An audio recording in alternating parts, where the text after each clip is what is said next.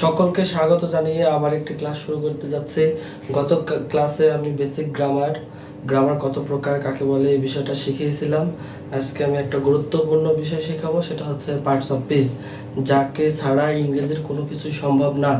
যেমন শব্দ ছাড়া বাক্য সম্ভব না, ঠিক পার্টস অফ স্পিচ না জানলে আমরা হয়তো বা ইংরেজি লিখতে পারবো, বলতে পারবো, শিখতে পারবো, কিন্তু পরিপূর্ণভাবে শিখতে পারবো না। এই কারণে পার্টস অফ স্পিচ নির্ণয় করা, পার্টস অফ স্পিচ ক্লাসিফাই করা, এটা খুবই গুরুত্বপূর্ণ। তো আমি আজকে টপিক পার্টস অফ স্পিচ শুরু করতে যাচ্ছি। পার্টস অফ স্পিচের কয়েকটা ক্লাস হবে, মোটামুটি তিন থেকে চারটা। তাহলে আজকে প্রথম ক্লাস।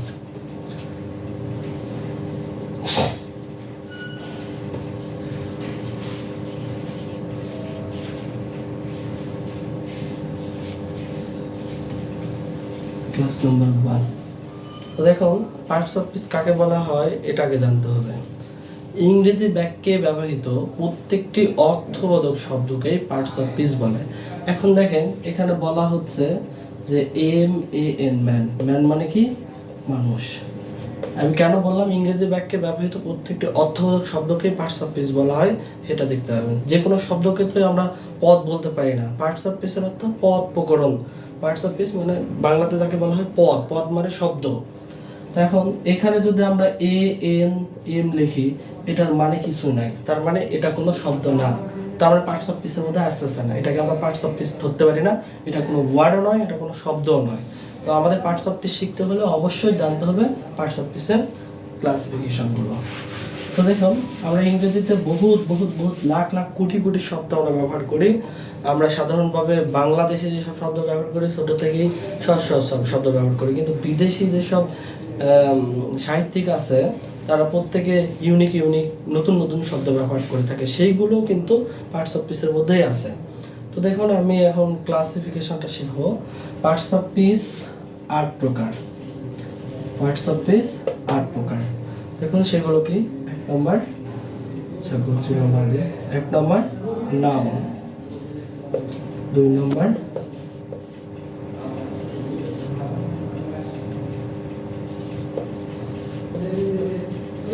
pronoun, 3 নম্বর adjective, 4 নম্বর verb, 5 নম্বর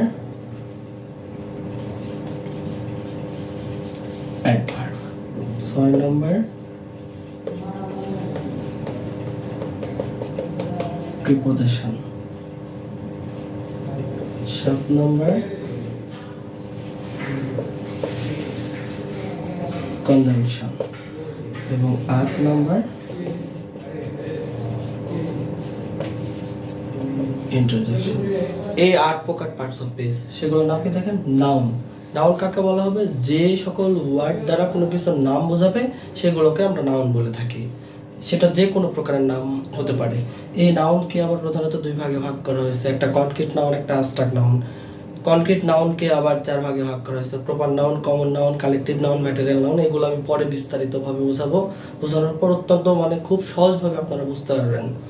এরপরে দেখেন প্রোনাউন। প্রোনাউন কাকে বলা হলো? নাউনের পরিবর্তে যে সকল ওয়ার্ড আমরা ব্যবহার করে থাকি বাক্যের মধ্যে, সেগুলোকে প্রোনাউন বলে। দেখেন প্রোনাউনটার ব্যবহার কিভাবে হচ্ছে। এখানে বলা হচ্ছে Rahim is a student. Rahim is a student, ঠিক আছে? এই বাক্যটা রহিম ইজ এ স্টুডেন্ট, এখানে রহিম কি? একটা নাউন, কারণ একটা ব্যক্তির নাম বোঝাচ্ছে। এবার দেখেন, আমরা দ্বিতীয় বাক্যে রহিম সম্পর্কে আরো যদি তথ্য দিতে যাই, তখন কিন্তু আমরা এই রহিমটা বারবার ব্যবহার করব না। তাহলে কি বলা হলো? নাউনের পরিবর্তে যে সকল ওয়ার্ড ব্যবহার হচ্ছে, সেগুলোকে কি বলা হবে? প্রোনাউন। তাহলে এখানে ব্যবহার করা হচ্ছে হি ইজ মাই ব্রাদার। তাহলে দেখেন, এই রহিমও যে, হিও সে। Rahim is a student, he is my brother. Rahim একজন ছাত্র, সে আমার ভাই। তো এইভাবে এই নাউনের পরিবর্তে আমরা প্রোনাউনটা ব্যবহার করলাম। আশা করি একটু বুঝতে পারছেন। প্রোনাউন আরও আছে, অনেক প্রকারের প্রোনাউন আছে, সেগুলো বিস্তারিতভাবে আলোচনা করব।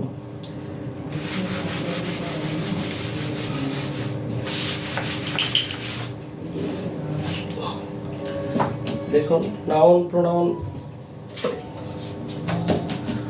প্রোনাউনটা হয়ে গেল। এরপর কি লেখা ছিল? অ্যাডজেক্টিভ।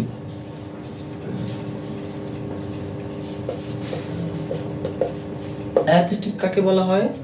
অ্যাডজেক্টিভ তাকে বলা হয় যে সকল ওয়ার্ড দ্বারা কোনো ব্যক্তি বস্তুর, এক কথায় বলা তবে কোনো নাউন অথবা প্রোনাউনের দোষ, গুণ, সংখ্যা, পরিমাণ, অবস্থা ইত্যাদি বোঝাবে, তাকে বলা হবে অ্যাডজেক্টিভ। যে সকল ওয়ার্ড দ্বারা কোনো নাউন অথবা প্রোনাউন, কোনো ব্যক্তি অথবা নাউনের পরিবর্তে যেটা ব্যবহার করা হচ্ছে সেটা প্রোনাউন, এই কারণে বলা হচ্ছে নাউন অথবা প্রোনাউনের দোষ, গুণ, সংখ্যা, পরিমাণ, অবস্থা ইত্যাদি বোঝালে তখন তাকে অ্যাডজেক্টিভ বলা হয়। এই অ্যাডজেক্টিভকেও বিভিন্নভাবে ক্লাসিফাই করা হয়েছে, আমি প্রত্যেকটার উপর আলাদা আলাদা টপিকে বোঝাবো। নাউন বোঝাবো, প্রোনাউন বোঝাবো, অ্যাডজেক্টিভ বোঝাবো, অ্যাডভার্ব বোঝাবো, প্রিপোজিশন, কনজাংশন, ইন্টারজেকশন সবগুলো আমি বিস্তারিত বোঝাবো, ক্লাসিফিকেশন সহ, উদাহরণ সহ বোঝাবো। আশা করি ক্লাসগুলো দেখলে তোমাদের আর অন্য কোনো ক্লাস দেখতে হবে না বা বইয়ে পড়তে হবে না আশা করি। তো অ্যাডজেক্টিভ, তাহলে যে অ্যাডজেক্টিভ তো বোঝানো হলো, এবার তাহলে ভার্ব।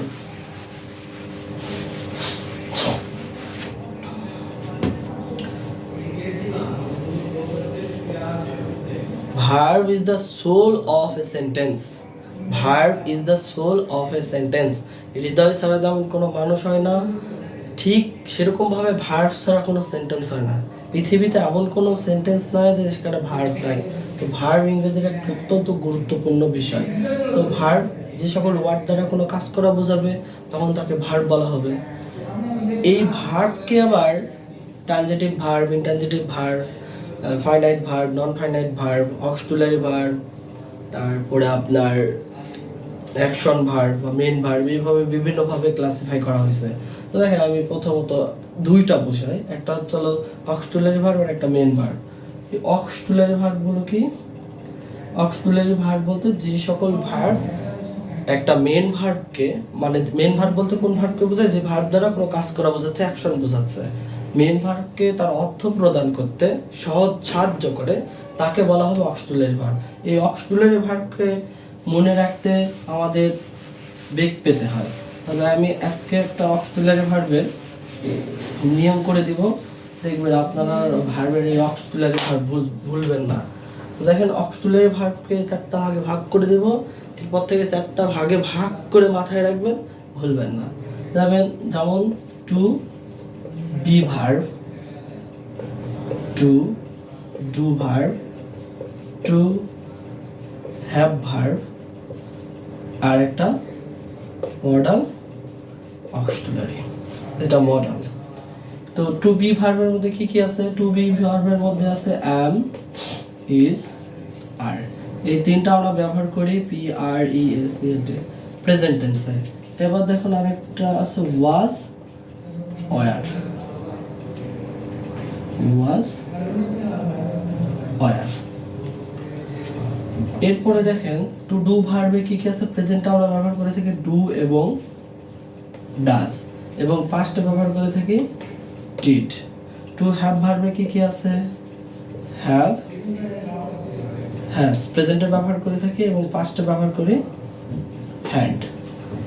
এইটা হয়ে গেল। দেখেন এইভাবে মনে রাখেন। আপনি যদি এইভাবে বলতে লাগেন আমি, যার, was, are, have, has, had, shall, should, may, might, can, could, অনেকগুলো মিস হয়ে যাবে। আর আপনি যদি এইভাবে মাথার মধ্যে রাখেন যে আমি, যার, ওয়াজ, আর, তারপরে টু ডু মাথার মধ্যে রাখলেন, তো ডু, ডাজ, ডিড, তারপর to have, have, has, had. এরপরে দেখেন আছে মডাল অক্সিলারি। মডাল অক্সিলারির মধ্যে আছে shall, will, should, would, can, could, may,